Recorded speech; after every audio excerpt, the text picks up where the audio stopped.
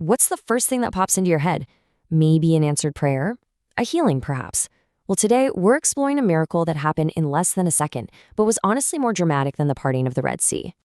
You see, it didn't register on any of your physical senses. There was no tingly feeling, no big rush of emotion was required. It happened completely outside of what you could perceive. And yeah, there was nothing to see either. No flash of light, no angelic choir. This was a true covert operation, performed on the deepest, most hidden part of your being. This moment was more explosive than Pentecost, more impossible than any healing you could ever witness. It was the instant your spirit died, and God quietly, surgically, replaced it with a brand new one. So yeah, this miracle that we all likely missed, it was nothing less than a covert, divine surgery. That moment, your old spirit was removed, and a brand new one was put in its place. And it is so important to get this. We're not talking about something symbolic here. This isn't poetry. It's not just some kind of emotional high. The idea here is that something tangible, something supernatural, literally took place inside of you. So why was this surgery even necessary? Well, that's the crucial point. Your old spirit, the very core of who you were, was just fundamentally incompatible with God. It was infected with treason, it was inherently rebellious, and it was simply incapable of obeying him. It had to go.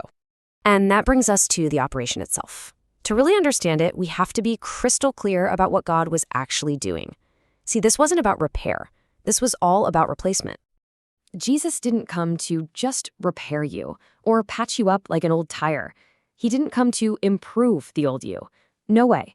He came to kill the old you, to completely replace your spirit, and to birth an entirely new creation. So, what were the stakes of this surgery? I mean, how risky was it?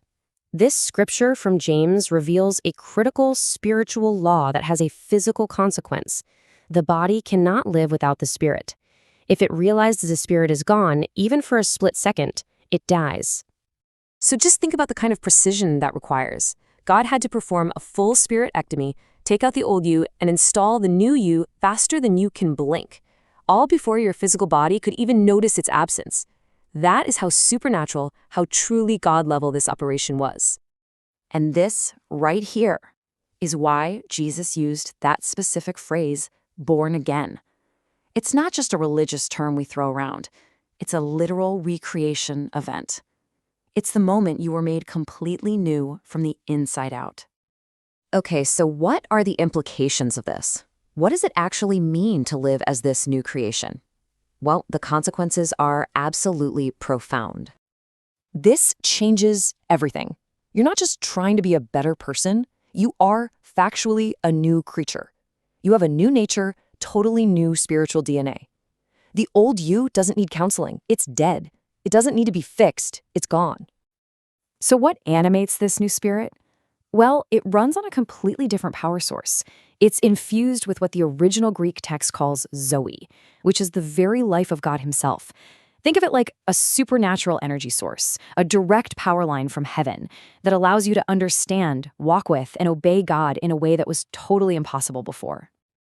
But how did this miracle even get triggered? I mean, what was the switch that got flipped? Well, before God could perform this surgery, something had to happen in your heart first. Before God could recreate your spirit, your heart, which really means your way of thinking, had to strike 3 specific chords. You had to come to him with raw honesty, true humility, and genuine faith. And the moment those 3 things lined up in your heart, even for just a split second, that was the green light. That was the signal. Heaven said now. And the most profound surgery in your existence began. So the next time the enemy whispers in your ear that you'll never change or that you're stuck being the same old person, you have a powerful truth to stand on. You can literally declare, no, I am not the person who walked into that moment of salvation. That version of me died. This is the key takeaway, the bottom line. God didn't give you a spiritual renovation. He didn't just remodel the old house. You were completely and totally recreated. And that leaves us with one final and really crucial question. If you are truly a brand new creation with the very life of God pulsing inside of you, who are you living as today? The old, dead version or the new one?